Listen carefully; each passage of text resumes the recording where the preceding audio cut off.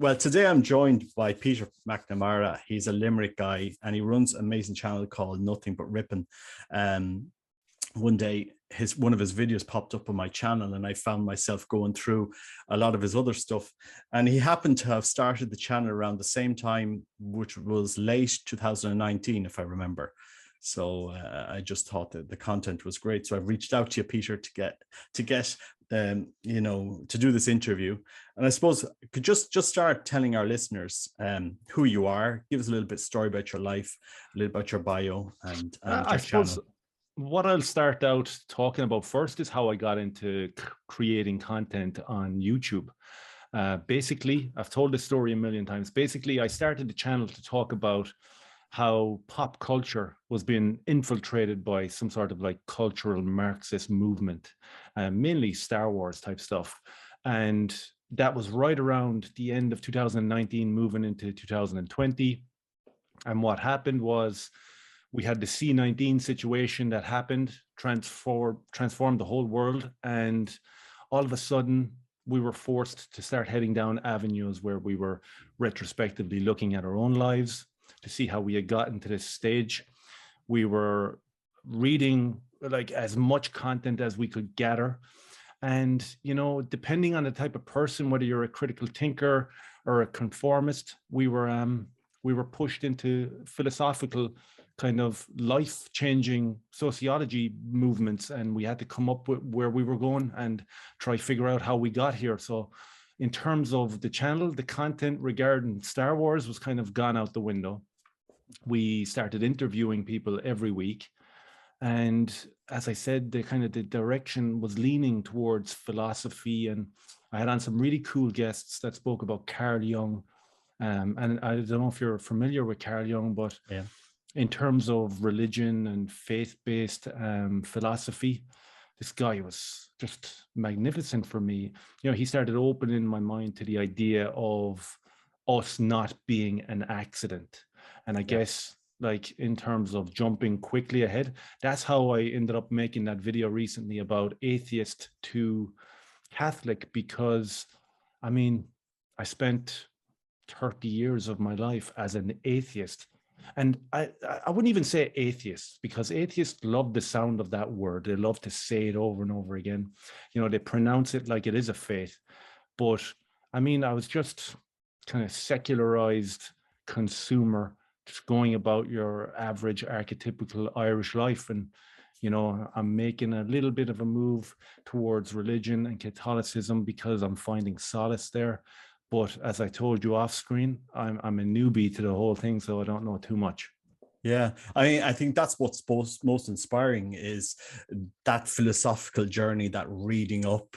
I put a video out the other day on, and I entitled it "This Psychic Epidemic," which is a term that comes from Carl Jung, and people got people thinking, because, you know, Carl Jung was saying, look, the problem of the masses, where, you know, there's nothing more dangerous than the masses, that way you can dynamite, can ignite, and reason can't enter this process, and it's only afterwards that, yeah, they understand the problems. And he had this amazing ability to make people think.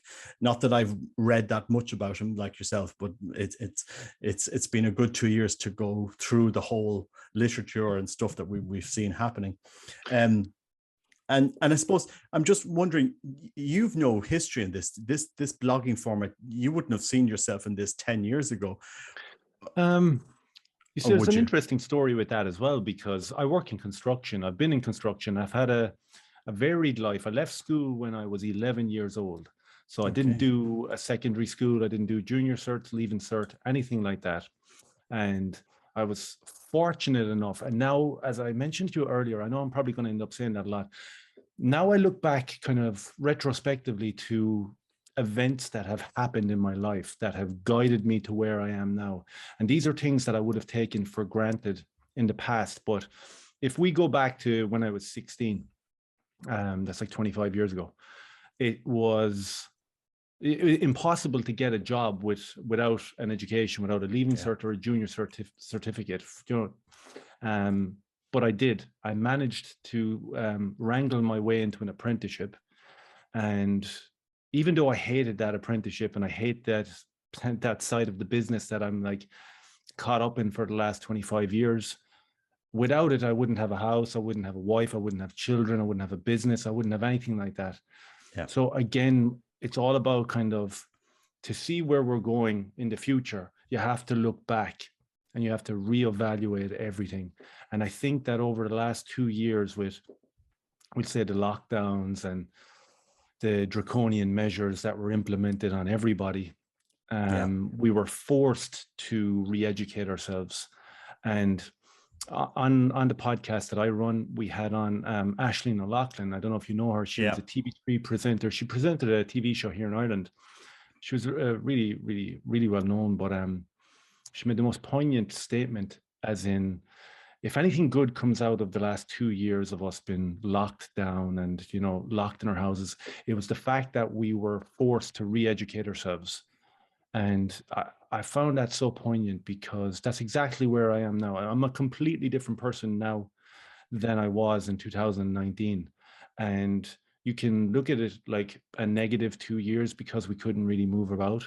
But for me, it's been a positive one, and it's kind of guided me to where I am now. And now I can look backwards and make the future better for me and my kids, if that makes sense.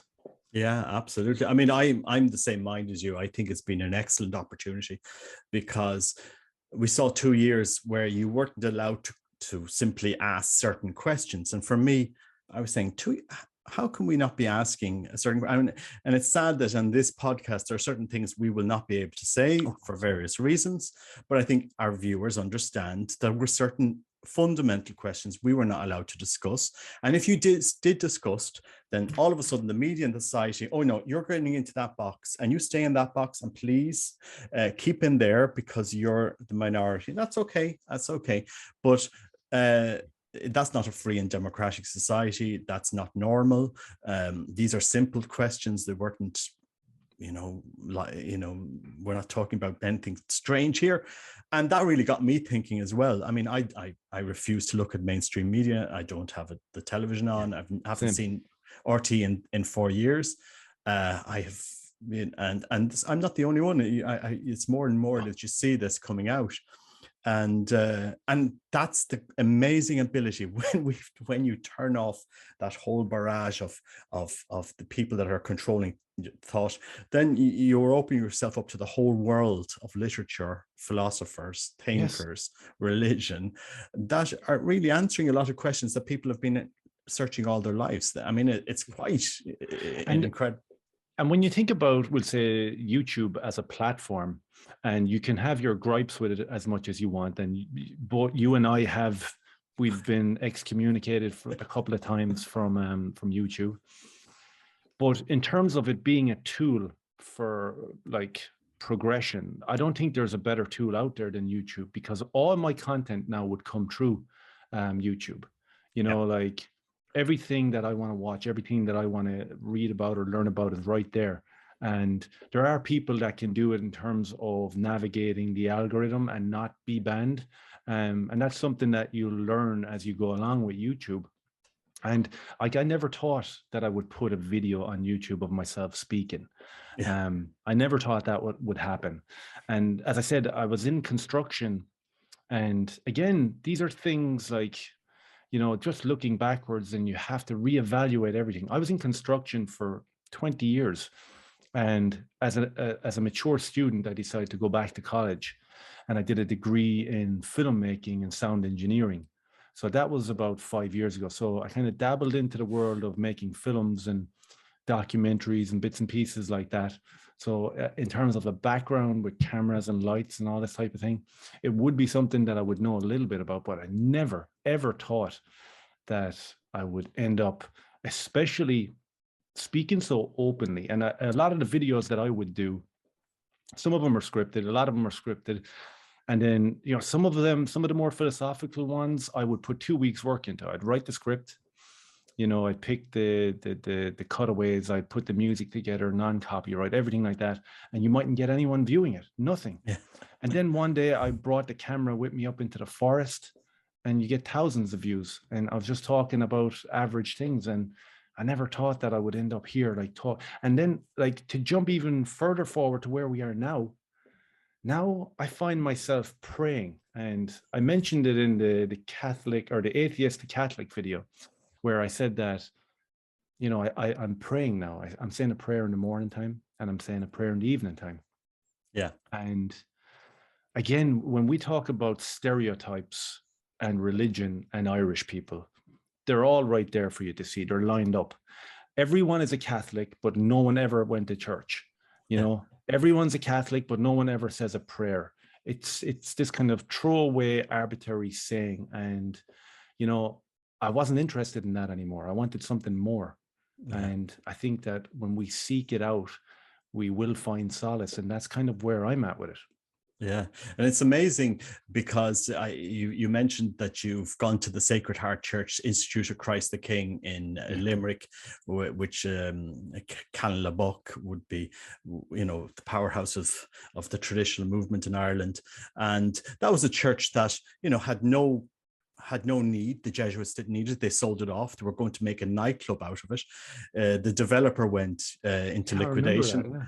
Yeah, and Canlabuck managed to buy that church. The beautiful church, the art, everything is absolutely beautiful. It's beautiful.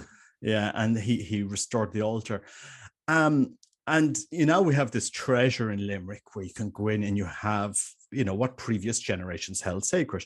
There is this big argument in the church, should us Catholics even be allowed to have the traditional Latin Mass, that we need to move forward, don't be looking back. But I personally think, in this crazy situation, we should be embracing any of these beautiful rites in our church that bring people to God. If somebody finds that helpful, let them have it. It's a crazy time in Ireland, but there's lots of men that are really coming to the faith now and asking questions. Well, do we need a completely feminized liturgy with girls running around the altar at the Bishop of Armagh at Christmas, which we had? Can we not have something that's more serious, that's directed to God and so forth? And that's why I found it fascinating that a normal guy like you, because you're relatable to any guy in Ireland, is finding that encounter with the divine in the church something that's fulfilling you, and it's a seed that's growing in your life. This prayer starts to take over. I think I told you about this story. I had Jonathan Peugeot on the podcast, right? It was great. Yeah. I was so excited. I sent off an email and he accepted straight away. I sent him off a couple of clips of me talking rubbish, and he was like, yeah, I'd love to come on. And on he came, and it was amazing. We had the conversation, and during that conversation, I talked about my return to the church. Now, this was 2 Christmases ago. Yeah. So remember now, right? So I spent many a year drinking beers, watching football matches, doing drugs, all this type of stuff. And I stopped 13 years ago. No drink, no drugs. I don't smoke. I work out. I stay fit. I eat healthy. I fast all the time. So about 2 years ago, again, it was the 2020 first Christmas right there. I was like, listen, we're going to make a return to our church.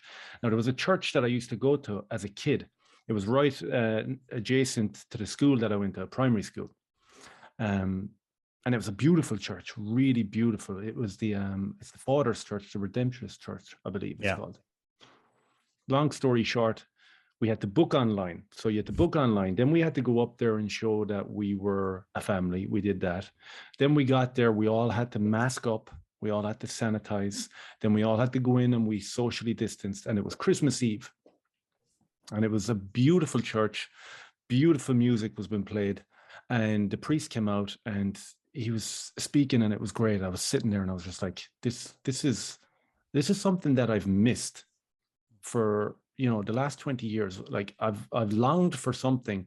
It was almost like a feeling of nostalgia, but it was the feeling of being welcomed or being part of something, if that makes sense. So I'm sitting there, and all my kids now, remember that they've been brought into the exact same generation as every other child, where you make your communion and it's really about how much money you can get. It's not about the sacrament or the Eucharist or anything like that. And so we're all there, and the priest is speaking, and it's great. And then it's kind of a substitution situation where they bring in a younger priest. Mm. And this guy then decides to lecture the entire church on the death of George Floyd. Then he decides to tell us all that we're homophobic and we're racist. And, you know, I was sitting there, and this went on incessantly for 20 minutes.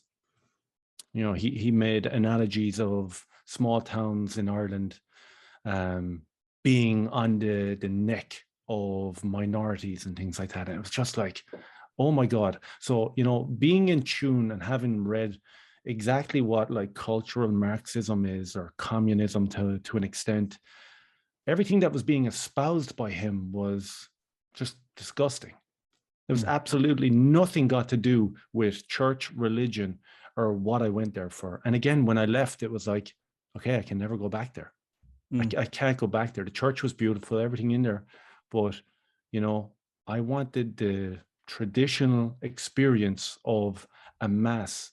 And I know it sounds naive, but I was happy to hear about the Bible. I was happy to hear about Jesus. I didn't want to hear about what was topical on Twitter or TikTok or all this sort of rubbish. I didn't want that. And in terms of bringing my kids to that, I isolate them from Snapchat, from Twitter, from Instagram. They don't do any of that. I didn't need the priest to be lecturing us all on these talking points that we try to avoid here and try to stay positive. So that was an experience. And then in the aftermath of that, I spoke about it on the Jonathan Pays You podcast, and then people were reaching out saying that there's traditional Latin Mass in Limerick. And there's a YouTuber here in Limerick, Colin McCarthy. I think Colin does great content. He actually filmed the traditional Latin Mass when they were locked out of the church, where they were all outside, and you had your typical Marxist groups congregating around him, trying to shut it down because they weren't social distancing. You had prominent politicians that were getting involved in it, and Cahill does a fantastic job covering all that. And again, it was kind of like it went under the radar for me because I didn't know that that was a traditional mass. I don't have any idea what I'm doing in terms of religion or where I'm looking. Like I had a conversation on YouTube the other day where someone asked me, what Bible do you have? And I don't have a Bible, but I'm looking for a Bible. So I said, listen, what recommendations? And a guy who follows the channel said the King James Bible. That sparked a big thread underneath it where people were like, oh no, absolutely not. You should go for this one. So I think I have it nailed down. But that's where I am in terms of like coming to the faith. It's something new, but as I said, it's coming from somewhere completely different. It's coming from a more organic place, because I believe if we follow the patterns and, you know, the structure of the church, just the basic moralistic structure of the church, then we can actually be better human beings. And again, for me to like, I don't want to sound like a preacher. I don't want to sound like what you would probably have heard. Like when I grew up, people that were religious were called crackpots. Yeah. I remember there was a friend, my father was an army man, and his friend was a religious lad who would go to Lourdes, or he'd go to Knock, and he was deemed a crackpot. He was a nutcase because he believed in God. And I'm not willing to play along with that paradigm. You know, I will believe and I will pray to and I will worship anything that I believe is moralistically beneficial for me and my children. And it is right now coming from a traditional mass. So that's kind of where I'm at. Yeah. I mean, it's very interesting, the priest there going on about George Floyd and so forth. Ireland is in America, and you know, I think a priest here should be looking at the issues that we have here in Ireland. And from my experience, you know, Ireland overwhelmingly embraces everybody. I've never seen an Irish person treating another person with this, really what that priest must have been saying, because it's simply, guards here, like, I don't think there's any other police force like, to be honest with them, when you meet them personally, they're probably one of the nicest people that they really do want the good. And I don't know why the priest would drag in other influences. Let's focus on our own country and our own faith. And just in terms of that Christmas alone, there was lockdowns right before that Christmas Eve Mass. There was lockdowns. And I'll never forget it, because I mentioned it when I came back that night in the car with my wife and kids. There was homeless people all around Limerick that night. And there was also business people. There was this kind of prominent story in the press down here of this local woman who had a restaurant. She worked really hard. She got it up and running. It became successful, and she had to close down because of lockdowns, and she couldn't sustain it, and she lost her business. Now, that is not an uncommon story for what has happened over the last 2 years.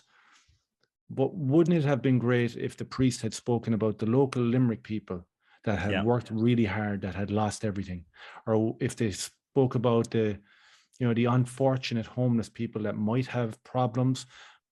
I'm willing to speak. I'm willing to help them people. Again, like you said, why bring in, like social media talking points and buzzwords? It's unfortunate. Yeah, absolutely. I mean, what we need to bring back our Catholic faith, and this is what's desperately needed in Ireland, is to personalize it around the person of Christ, to have a real relationship with somebody who's actually living. Some people can view religion as having a relationship with a being that's so distant away that he doesn't have impact in their life. Whereas in reality, for us Catholics, it's having a relationship with somebody that's very close, and understanding that you as a baptized Catholic and me as a baptized Catholic, we are brothers in the same faith. At Mass, we are in a family. We look out for ourselves. We support each other. And this is what really has been missed in the Catholic Church, where you have a priest far off preaching to us about problems that are far away, and not like, you wouldn't go into a normal family and do this. It simply wouldn't happen. You would talk about the problems and the challenges of our community, of our church, of the people that are there, not problems that are millions of miles away. Not that they're not important, I'm saying, but I'm just saying and people are hungering for God. They want to know, what is your experience of God? How does he impact it in your life? What have you read? What prayer do you find helpful? And because Christ wasn't preaching about what was going on in Rome at the time and what problems they had there, and he was talking about his mission, which was quite amazing. So I do find it very interesting. I mean, we during lockdown we had an amazing experience. I can't talk much about what we did during lockdown, because somebody looking at this video would probably report me to the guards. But let's just say that my faith family, my brothers in the faith, they looked after me. We kept close, and we never gave up. We kept that very human contact, and there was lots of good priests working with us and helping us. And I think someday I'll write a book about it, and people will see. But it divided the church. You had people that rushed away from us, didn't even want it, and you had priests, that came, and they were real pastors, real men. They stood up. I mean, I'm just one 84-year-old priest, smoker. And I think he all through during COVID, he was ministering, and he was out traveling around helping people, and a real living saint. And I think he thought if he was going to go out with COVID, he was going to go out saying Mass. Yeah. He's still alive. He's still ministering to, and yet really showed the men who had faith, and those who didn't. It was clear as day. Well, there's a doctor here in Limerick. He looked after me there recently. I was sick, and I know he's a very faith-based person as well. And you can tell, he was willing to work through this lockdown situation, this sickness situation over the last 2 years, and put himself in harm's way, and all in the name of looking after people and helping them. And that, I believe, came from his faith. And because I know he's very prominent in the church here, and that came from his faith, and it's something to behold in terms of, kind of an inspiration, because we weren't getting that from our mainstream leaders, if that's what you like. Our mainstream leaders were quoting Lord of the Rings and Kylie Minogue and stuff like that. It was crazy. And if you told someone that now, because we live in a society of cognitive dissonance where people, they can see it with their eyes. And there's a good analogy to be made as well, because when they see it with their eyes and you tell them and you show them empirical data, they still say, yeah, but look, no, we were told by this person that that wasn't the case. And the analogy or the allegory that can be made again is with religion, because what I found myself doing now, and you'll find this interesting because I'm new to the parish, as we'd say, is I found myself asking normies, people that have no interest in educate or in religion or educating themselves on faith at all. I've asked them regular questions like, in terms of synchronicity, this would be from the Carl Jung side, where it's like these coincidences would happen on a daily basis. And, and I'd say, do you ever think, and I said it to a lad the other day, I said, do you ever think now that there's something, like a higher power that made that happen for you? Like there was someone else watching down on you, guiding you. And he was like, yeah, I never really thought about it like that. So I have a small group, because I don't really hang out or talk with too many people, but I have a small group of people now that are slowly dipping their toe in the idea of we're being guided by something. And when it comes to my return to faith or my return to Catholicism, it's from that kind of dichotomy of, okay, this is like when we talk about Noel Harari, the video that I did. Yuval Noah Harari. And we talk about some of the pronouncements and the proclamations that he would have made in terms of humans are now hackable. Okay. So, in terms of the mind is hackable just with gaslighting and propaganda, but even going as far as to being kind of neural link hackable. So that's where he is at with that dichotomy. And on the other side of it, in his words, was if we look at Christianity and the story of Jesus, then it's fake news. That's what he said. Yeah. He called it fake news. And that like really struck a chord with me. It was like a dagger into the chest. It was like, hold on a second. You know the way for the last 2 years we've been told something and no empirical data backs it up at all. In fact, it goes the other way. So we're sitting here with critical eyes and we can see in front of us that what you are saying is lies. But because of the construct of media, we can't break free of it, but we can just break free within our own minds. It was the exact same with Christianity and religion.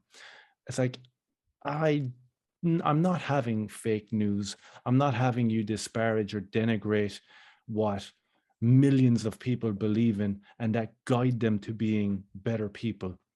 And my coming to religion or my coming to Catholicism really comes from, it's kind of a mishmash of Jonathan Peugeot, Uber Boyo, who I told you about. He's an Irish YouTuber, absolutely my favorite guy in the world.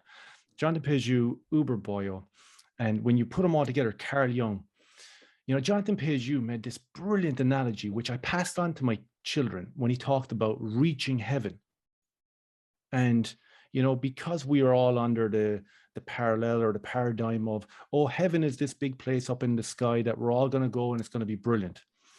Well, Jonathan Peugeot put it in a way, and then I kind of ad-libbed and took it and gave it to my kids. And it was a case of, listen, if we follow the guidance of Jesus and Catholicism, Christianity, if we follow this and we use it as a structure to build ourselves, let's say towards heaven. Yeah. But really, in layman's terms, we're building towards being better people.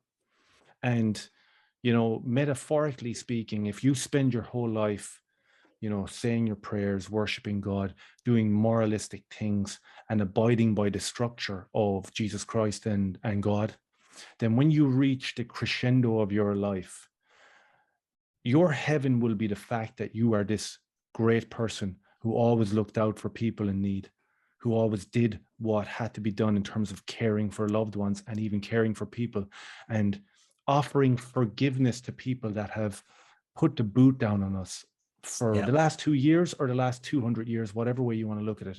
And that analogy from, you know, all the guys, Uber Boyo, Jonathan Peugeot, all together transpired into my kids. And it was like, if we follow the structure of God and we be as moralistic as we can, and we help people out, and we don't turn the cheek, and we're not one of the NPCs that don't care about anyone, only consumerism, then we will reach a place that is heaven. And I thought it was amazing. Yeah, I mean, and Christ says it, I am the way. He said, you know, I'm the way, the truth, and the life. Christ is the ultimate truth, ultimate good, ultimate beauty. And that's what's important. I mean, there's a writer living in Ireland, he's called Roger Buck, and he wrote a book called The Gentle Traditionalist. And his second book, The Gentle Traditionalist Returned. And he has a biography. I'll get me the biography. His autobiography. It's Cor Jesu Sacratissimum, from secularism and the New Age to Christendom renewed. And he's got this because he was in the New Age for so many years, and he was reading Valentin Tomberg and other and the other writer that he was. It'll come to me off. Reading Valentin Tomberg. And it really was challenging him. This is Valentin Tomberg, this Russian who was involved in New Age Theosophical movement and then became a Catholic. And these ideas, and because if you study them long enough, you'll find that a lot of these things, they don't hold water. And a lot of the things that are propping up Irish societies today, they don't hold water. And people live their lives day to day and consumed by social media, by the TikTok generation. I'm looking at videos, and we never go. I mean, if the internet was turned off tomorrow, it would be, you know, people would start to think, well, what is the meaning of life? What am I here for? Where am I going? I mean, the fact that us two are having this conversation 30 years ago, Ireland might have been very Catholic, but this conversation really wouldn't have been happening between normal men in Ireland. Of course. And now we see this whole explosion of people that are asking, what is going on in Ireland? Where are we going? What legacy we're leaving for our children? I mean, you're talking about Harari. He's in favor of keeping people drugged up in the room to watch video games, living in a meta universe, useless people. Like, what future is that for humanity? Yeah, but so many people are buying into that. You see, I mentioned it in the last video. They're unfortunately, we're heading into like a second generation of social mediaites and NPCs that have, you know, they have been infected. They've been infected with this. And again, I hate to go back and use it, but if we look at communism as a whole, and especially, you know, like 1917 Russian Revolution communism, then the blueprint is there for what is happening now. They just didn't have the tools back then, you know. And even back then, with what they had, we had a very resilient people that said no. And as I said in the last video, there was 57% of people after 30 years of being bombarded with atheism who still said, we believe in God. We still believe in our faith. Are we going to have that resilience in the current generation? I'm not optimistic at all. Yeah. And I use analogies because I have kids that are in school, and you know, you do have this kind of scenario where you have a classroom of children that have made their Holy Communion. None of them know what it is. None of them believe in God, and they openly say it. And there is no correction from our teachers who are part of the Catholic school. Now, this is an issue that is going to be a really, really big issue, I think, going forward, because, you know, I've been kind of touching on the thread of that for the last year, especially with lockdowns and, you know, the draconianness of what was being implemented and the unscientific behavior from educators. And now where we are with young people in schools, because I've got a couple of young kids, I'm terrified. I'm absolutely terrified. And I believe, and again, I hate the fact that I have to, you know, put a I hate the fact that I have to put a side note on everything I say when it comes to religion, as in, well, I'm not a crackpot and I'm not some cult member.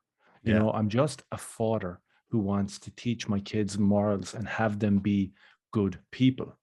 You know, Yeah. I hate the fact that I have to keep putting that little caveat there. But unfortunately, in the society where we live now, you have to say it, because when you, like, for me, you spoke about it there in terms of relatability. I am the quintessential normie Irish guy.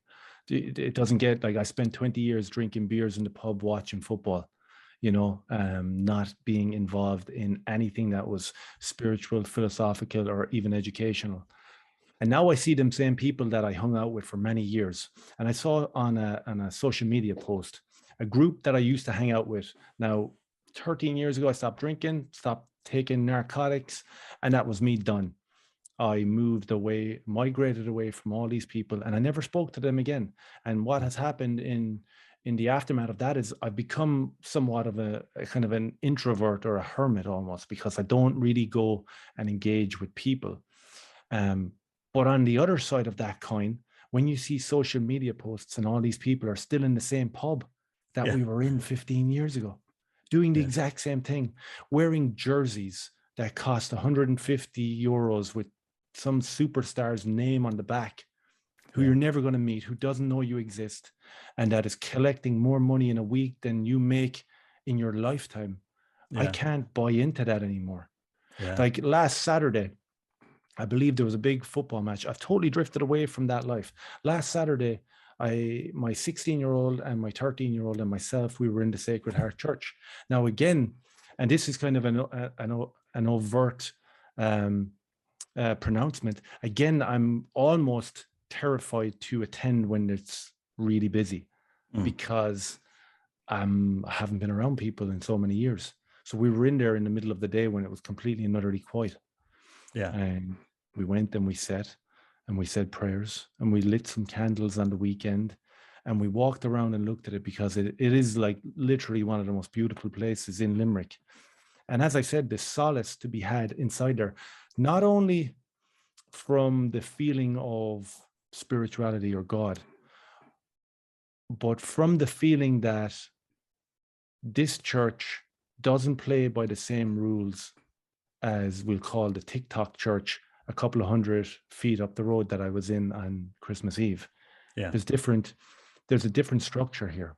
We're coming at this from a different angle completely. And I saw some people, some ladies heading in and out, and they were elderly ladies. It kind of sparked a question in my mind of, okay, so this is the traditional church. What is it that makes them come here and not to the church a couple of 100 feet up the road? It's an interesting question. And I think the answer to that question, because I do see the Sacred Heart Church online service and it's busy, and I do drive past it after church and it's extremely busy, and it looks like there's a really tight-knit community outside. Yeah. And again, you have to ask the question, what is it that makes you choose this direction for your faith and not something else? And I think the answer is 100% evident. It's because we are getting beaten over the head with sensational talking points that has nothing got to do with scripture, has nothing got to do with faith, and it has nothing got to do with making us better people going forward. It has the actual opposite of that. It wants you to hate yourself. It wants you to be putting yourself into this fake prism of like hating yourself and denigrating. And it's just, that's not it. Yeah, I suppose it really depends on the church you're going to, because in Ireland, there are traditional churches like the Institute of Christ the King, and then you have a lot of good priests, solid priests around Ireland. I'm just thinking of the Home of the Mother there down in Cork, Father Luke DeMassey. He's been here a number of years. Very, very strong priest. Love for the Eucharist. He wouldn't be saying the traditional Latin Mass, but he would be very traditional in his teaching and how he and on the videos that he has. And he's also challenging. You'll find it. He's also challenging people to think as well, which I find very interesting. So there are you will find a lot of priests around Ireland. Sadly, there isn't that challenge in many places anymore. That's why men don't go forward to the priesthood. They're not seeing the challenge of, you know, manning up here and being a warrior for the faith. It's being turned into a non-governmental organization in many places that looks to do good. Christ wasn't that. Christ was calling us to change, to follow him, to be different, in the sense to love your neighbor as yourself, to forgive, all of what you said. And that's a process of conversion. And that's a process of, you're going to be different tomorrow than you are today. It's called conversion. A lot of priests don't want to talk about the conversion side. They want to say, well, look, if you're in that, if you're comfortable with what you're doing today in your life, then, well, look, who am I to judge and keep going forward like that? And that is that the message of Christ? I don't think so. And they're not helping themselves, and they're not helping their parishioners. And that's why you have a whole generation now, as you said, the teens to the 40s, practically missing from the Irish church. Yeah. Apart from small pockets here and there.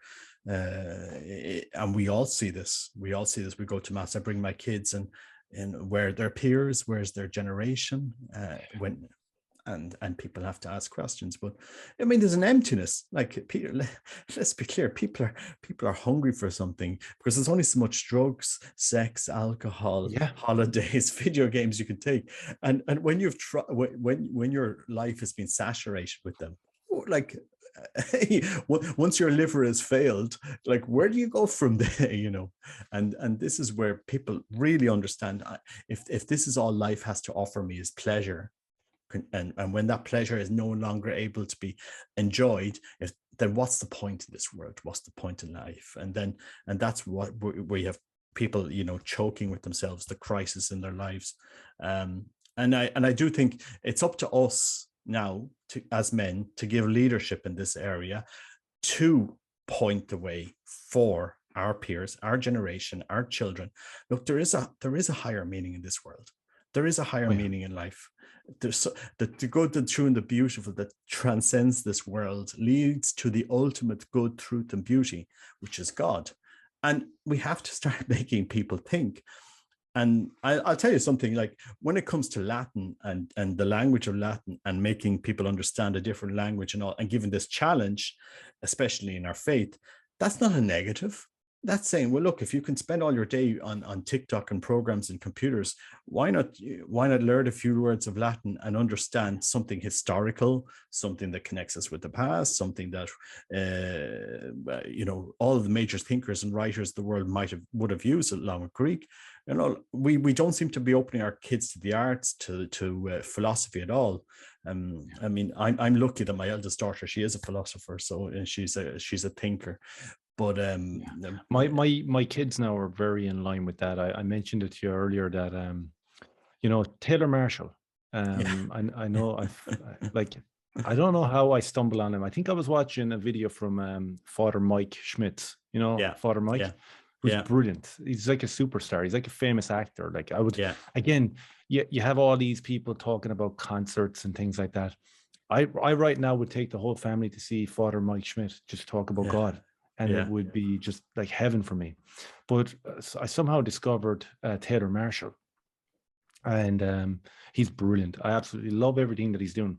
And again, I watched some of your videos in the last week. I started going back watching your videos, and it's very similar to Taylor. It's like, okay, this is what I'm longing for. It's right there on YouTube. It's at my fingertips, and you know, it's something to be part of.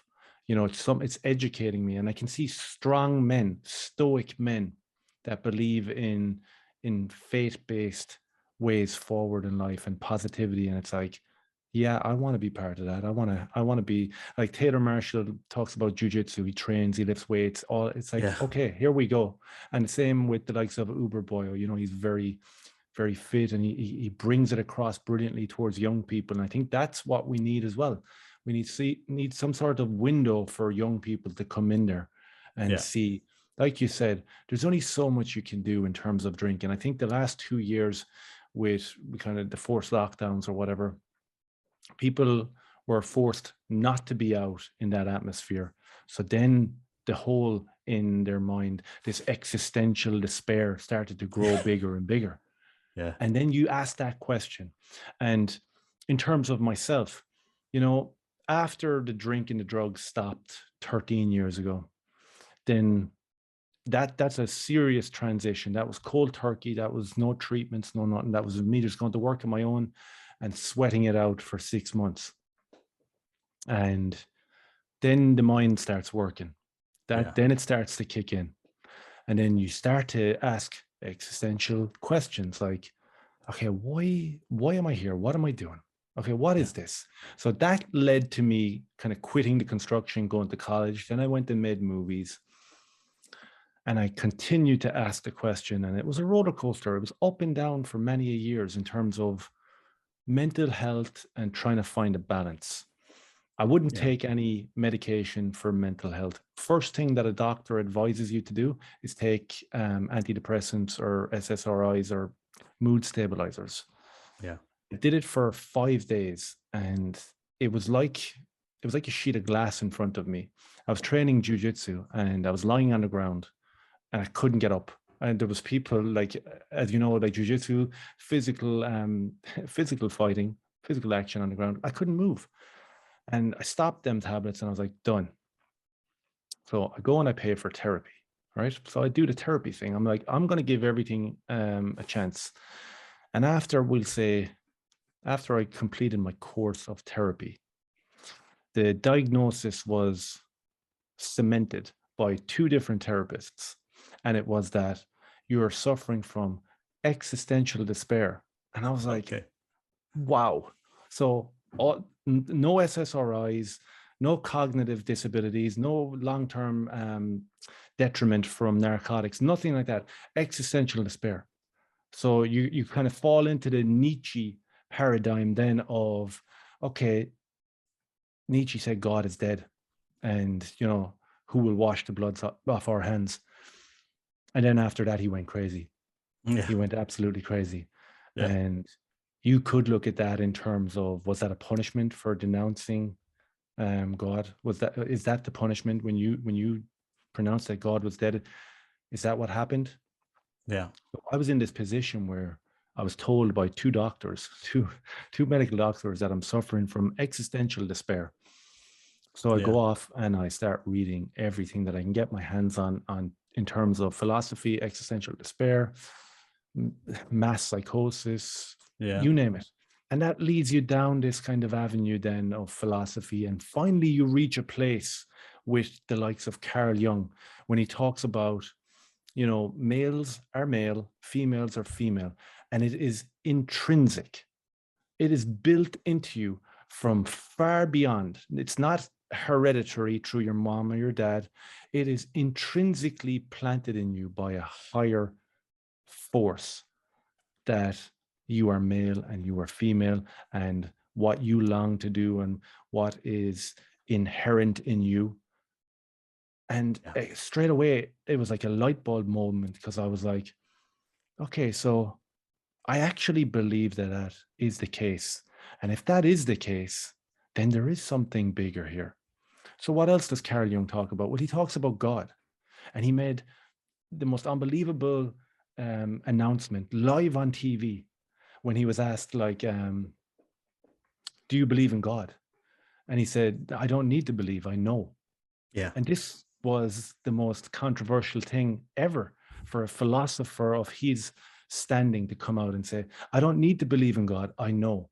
And of course, if you do a retrospective look now through Google, well, forget about Google because you can't use it. You have to go in through Yandex, and DuckDuckGo is compromised as well. So I use Yandex, I go in through there, and you get completely different search results.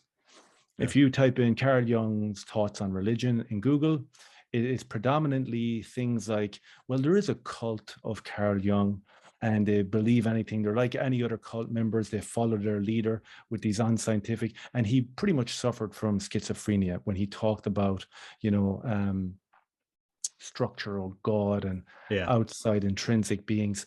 And then you go and you look on the other side and you see these detailed, beautiful pronouncements where his philosophy is based on Christian values. Everything comes from Christian values. Everything comes from Christ. If you follow Christ, then it's almost like music. You can structure it in a way that when you get to the end, it will be beautiful. And it's amazing that we're living in a society now where our information sources, which are the likes of Google, or we could even go as far as to say our teachers, all compromised, all reading off some weird hymn sheet that is just, it's gaslit. It's a fake paradigm. And I think that the further we dig deep, we can unearth some real, I guess, helpful and positive outcomes for humans. That's I know it might sound out there, but that's where I'm at now. Yeah. I mean, it's amazing you talk about Taylor Marshall, and some people compare me to him. But this, from my point of view, why I started blogging was pure frustration out of anything else. I mean, who is talking about this in Ireland? Who is blogging about this? Who is asking the questions? Who are starting the conversations? And I'm humble enough to say, look, if I don't get it right, I correct myself. I learn something. I move on. And that's the great thing about it. But there isn't that leadership. And Taylor Marshall gets a massive amount of criticism in the States, and I don't think he gets everything right, but he gets a massive amount of criticism. He's kind of outcast in the Catholic Church. Rarely, if ever, you would see a bishop, openly supporting him, and yet he has a massive following. He has a massive following in America, and he has a massive following in Ireland. I know of dozens of men that watch Taylor Marshall. I know of men that are, after watching them, they've studied up in the faith, they've gone to seminary. So he's training a whole generation of Catholic men in the English-speaking world. What we need now in Ireland is Irish men, Irish Catholics talking about the faith from an Irish point of view, about problems that are in our society, and to really fertilize the church. And there are some good priests in Ireland. Luke Damasi, follow him a lot, paving the way. There's a priest, his name escapes me, but there's a podcast, Paving the Way. Some guys in Cork, they have they put up some great homilies. I mean, Father Mike Schmidt's Sentia Presents. I know the founder of Sentia Presents. We did the Camino in Spain, and he also gave me a lot of inspiration on how to try and develop yourself in the Catholic world and so forth. I mean, one thing that actually Ascension Presents, they gave me, the founder, he said he has this rite of passage for his sons, that at 12 he gets a group of men together, and they give their experience, and they talk about the faith, and they kind of mentor boys to be men, so that it's very clear. It's very clear when a girl becomes a woman. It's very marked, and we don't, and in the Catholic world today, there isn't this really rite of passage for boys. I remember when my son was doing his confirmation, I didn't want the confirmation to be in the church here in Ballina, with all to be just a social event. We went completely different dioceses. I got a friend of mine who's very strong in the faith, and he was his godfather, and we catechized him, so that it stuck with him that, look, it's not about the money. This is about something that's really serious. I really like that. Yeah. I think that's important. My son just made his confirmation. Yeah. My son made his confirmation maybe 2 months ago, and again there was a lecture. There was a lecture from the priest about the Ukraine conflict. Yeah, and it was just like, I think we were just there or thereabouts, where it was, okay, this is a religious thing for us. And like you said, the window into that for me, again, Taylor Marshall, phenomenal stuff. I think the obstacle that we will come across here in Ireland is because we're so small here in Ireland, and the media has such a tight grasp on, we'll say, the zeitgeist of the country, that anyone who's religious or promotes religious content will automatically be far right. Absolutely. I mean, and even mild religious content is far right, because I mean, we're always going to be, get back in your box here, stop talking, don't put your voice out, and it's always going to be, remember the child abuse, remember the sexual. Oh yeah.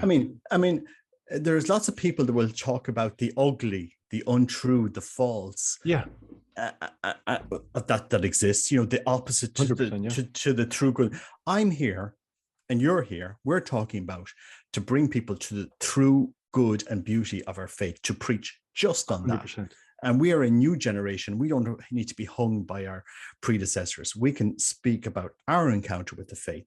And this is where, people will listen to us. We will provide leadership. And there's a growing number of men in Ireland that will do the same thing once they see that there's leadership in this area. And that's quite clear. I mean, Taylor Marshall does it. And I'm glad he does it. He gets a lot of criticism, and now it's our turn in Ireland to say, well, look, we're not going to give in. Yeah. You know what? And I think you're leading the way with that, though, because your channel is so informative, and I like the interviews. I watched an interview last weekend; it was fantastic. And in terms of Irish content, you don't fall into that catchment of the green, white, and gold flag, and we're all Catholic, that sort of way. I know that might sound a little bit disparaging towards people, because people's faith is their faith, but that seems to what the media want to push as Catholicism. They want us all under that umbrella of, oh, well, they're against this and they're against that. And it's just like, absolutely not. Like you said, new generation, any atrocities that have been perpetrated, we will acknowledge them, we will denounce them. But you and I are young men. We're on a journey right now, and it's not like this spiritual journey, everyone come follow me, but it's a journey of a married man working construction. I have 3 kids, and I want them to have a good moral basis to live their lives, because we have seen over the last couple of 100 years, once God is removed, the morality falls down. And look at what we're left with. Go on social media, have a look at TikTok or Twitter or any of this garbage, and it's just like, and it has bled its way into our primary schools here in Ireland. And in terms of us standing for what's good with God and moving forward, then we have to make somewhat of a stand. And I've done it myself in the last week. I won't go too far into it, but I have reached out and had serious conversations with teachers and principals about the Catholic faith in our school. And again, you always preface it, and I hate having to do it, but it's like, listen, I'm not asking anyone to sing hymns or to speak in Latin. I'm just asking people to, respect a moral structure that we can follow. You are a Catholic church at the end of the day, or a Catholic school. Remember that we are under the patronage of a bishop here, so for people to be willy-nilly throwing around buzzwords from TikTok regarding genders and stuff like that, I'm not interested in that with 8 and 9-year-olds. Let's educate. First of all, that's the priority. And second of all, let's just talk about morals and where that structure comes from, because when you trace it back, it will inevitably lead to Christianity, because they're the forerunners for nailing it down when it comes to moral teachings. And that's why I made the journey back there, and hopefully going forward with the help of you, Taylor Marshall, and everyone else, I can kind of reach a nice little plateau of understanding, and I'd be very happy then with that. You mentioned Latin. Taylor Marshall did a video teaching the Our Father in Latin. I learned it with my 2 kids. So my 13-year-old is there and my 9-year-old is there, and we're learning it together. They can pick it up real fast. It takes me forever. I have to keep watching the video back and back and back. But again, just in terms of, scripture that is old and a language that is so beautiful and nostalgic. And as you said, we look at the likes of Tolkien, like he spoke it fluently. He hated the fact that they took it out of the church with Vatican II. He hated that. And, my 9-year-old is learning the Latin Our Father. And when we're done, we'll move on to the Ave Maria, and then we'll move on and on and on. And we'll keep on incrementally tipping and hopefully reach a place that's good and pure. And you'll find you'll get criticism, as I have for putting this voice forward. But when we will see this, to the critics, what are you offering us in return? Like, who is standing for a dialogue here? Because it has become very horizontal. The faith in Ireland, the whole structures, it has become very horizontal without the focus on, look, we need to acknowledge that we have to work on ourselves to get to heaven. We need to have a spiritual life that, you know, we just can't sail forward living this popular culture. And very few are willing to do that. You know, the bishops will throw, I mean, I tell you, bishops will throw thousands into social media with very, very little return. They'll throw thousands into vocational promotions with practically zero return in Ireland. What they should be doing is throwing it into programs that are actually on the ground, working with people like you and me and giving us formation. It's not there. It's not there. It's completely absent. The structure that we go to mass on a Sunday and go home for the rest of the week, we do nothing. Those days are gone, and people are not being fed. The next generation is not being fed at mass. And there are good pockets. There are good groups in Ireland. Tradition that would be classed as traditional, non-traditional, but there are many good groups in Ireland. But there needs to be more connection and more focus now on passing on the faith. I think it should come out of schools. It should never, Catholic faith formation should not be in Catholic schools at all. That's interesting that you say that, because again, because of where we've ended up in the last 2 years, like all my kids are in Catholic schools, not one of them have learned not even a single increment of Catholicism. No. And I had a conversation with the teacher. I was like, listen, are you going to teach any religion? Because Greta Thunberg's climate change is not religion. Like, it's just not. It certainly is to a large number of social media people. But learning about Greta Thunberg and having to write an essay on it for your religious studies in a Catholic school, there's question marks popping up all over the place right there. And like, it's interesting that you say it, because I just saw an article recently regarding Ireland's push to remove Catholicism from the schools. And I'm kind of like, well, how about we implement it in the schools and actually teach it, instead of it being this like a figurehead that doesn't even get mentioned? Yeah. I mean, you want it out of there completely? Yeah. I mean, if the Catholic faith was actually taught, because I mean, my experience in the 80s, I wasn't taught the faith in the 80s. Yeah. In a convent with nuns there were some still in, but none of the nuns actually gave us any faith formation. They were giving us other subjects. The person teaching us, she was a lay woman, nice woman, but there was no faith formation. Simply as it you know, you wouldn't know, you know, the books of the New Testament or the evangelists, you know, basic things of basic prayers. And the only reason that I have the faith formation to go back on was I was 9 years in a seminary in Rome, and that is kind of stood to me. But even at that, when I left the seminary, I lost my faith, because how deep was it? And it's 10 years after that, in the mid you know, crisis in life like that, when you move away from God, when you move away from it, your life will go in a different direction. Your interests, what you're looking out for, your self-interest, once you don't have a direction, once you don't have that direction of God in your life, ultimately will go in different directions. And it's quite obvious, you know, how many people never bother working on their marriage when the relationship doesn't work out. Why would I stay with a person that, you know, that is not fulfilling all my pleasures? And I mean, I'll just move on to number 2, upcycle and recycle. And we'll end up like Denmark, where most people live on their own. You know, they live on their own. And is that where we're going as a society? I think we need to really focus on the message of Christianity, which is a message of ultimately encountering Christ in the other, which is encountering Christ in our brother and sister, our baptized brother and sister, that we have to work together to bring our church forward but we're journeying together to heaven on this. And this is the great thing that's missing in the church. And the greatest tragedy, I'll tell you, Peter, of the church today, of priests today, is they have never encountered Christ.